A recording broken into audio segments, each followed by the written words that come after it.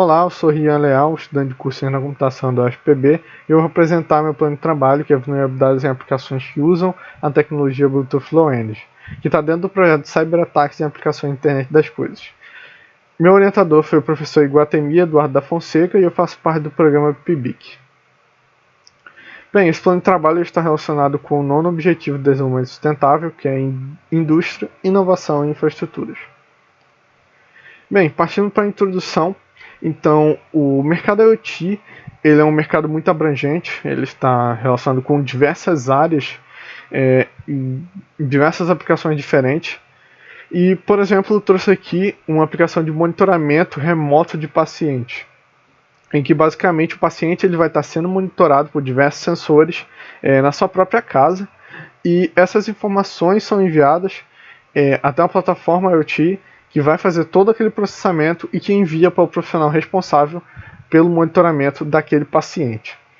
Bem, e a tecnologia que é utilizada para fazer a comunicação entre esses dispositivos é justamente o Bluetooth Low Energy, em sua maioria. Existem outros protocolos, mas o Bluetooth Low Energy é um dos principais atualmente. Ele surgiu a partir do Bluetooth, porém era mais focado em desempenho energético. Porém, é justamente aí que acontece problemas relacionados à segurança.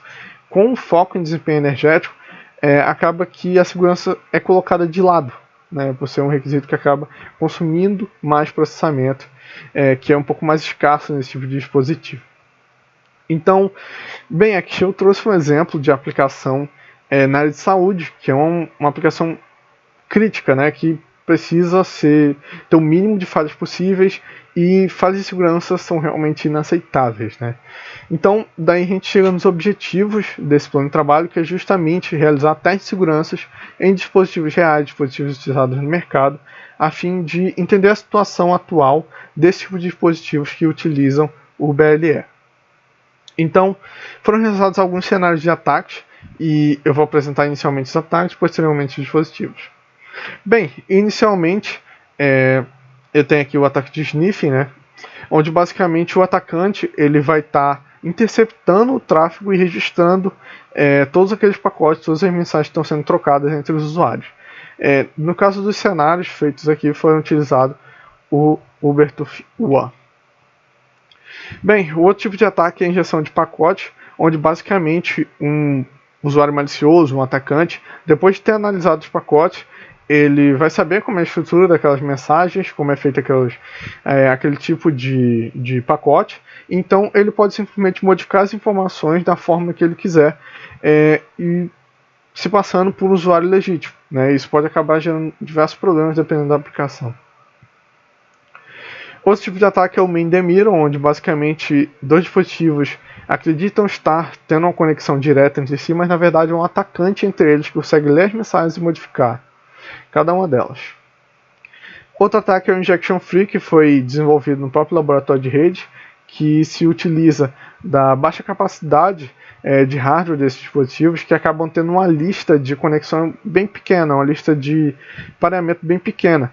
E justamente o atacante, sabendo disso, ele vai utilizar diversas interfaces Bluetooth para se conectar naquele dispositivo que o usuário legítimo quer se conectar, e isso pode levar a diversos problemas, desde uma necessidade de reconexão do usuário legítimo até a negação de serviço por parte do dispositivo.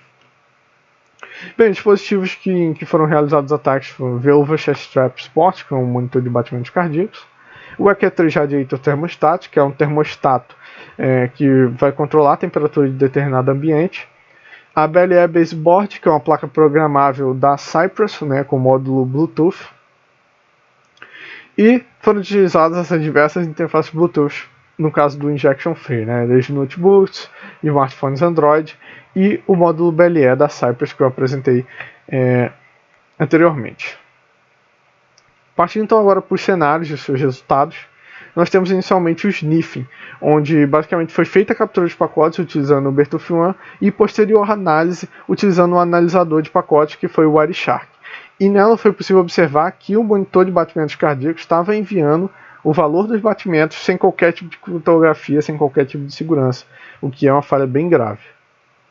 No caso da injeção de pacotes, foi feita a captura dos pacotes, porque basicamente o termostato ele possui um aplicativo em que é possível modificar a temperatura do termostato utilizando Bluetooth.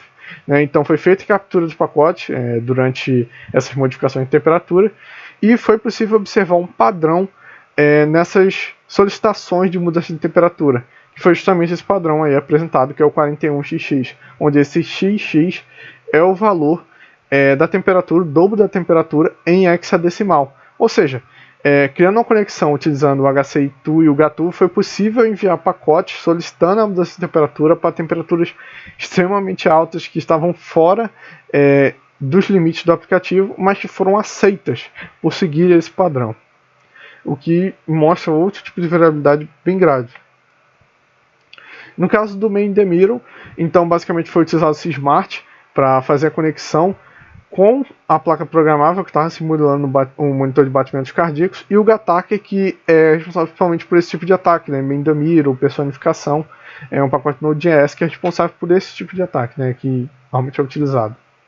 Então, basicamente foi possível personificar o monitor de batimentos cardíacos. Ou seja, aqui a gente tem os dois prints, né, que foi feito com o aplicativo Sysmart, onde primeiro a gente tem antes do ataque o endereço realmente do monitor e embaixo o endereço do atacante, que conseguiu fazer utilizando o GATAC, né, e caracterizando um ataque de personificação. Bem, enquanto é o injection free, o usuário legítimo se conecta lá com o monitor de batimentos cardíacos, que foi feito utilizando a placa programável. Então a gente pode observar até o endereço do dispositivo do usuário legítimo, que é o endereço 4 do primeiro print. E então o usuário, né, o atacante, o usuário malicioso, ele vai estar fazendo diversas conexões com os seus diferentes dispositivos.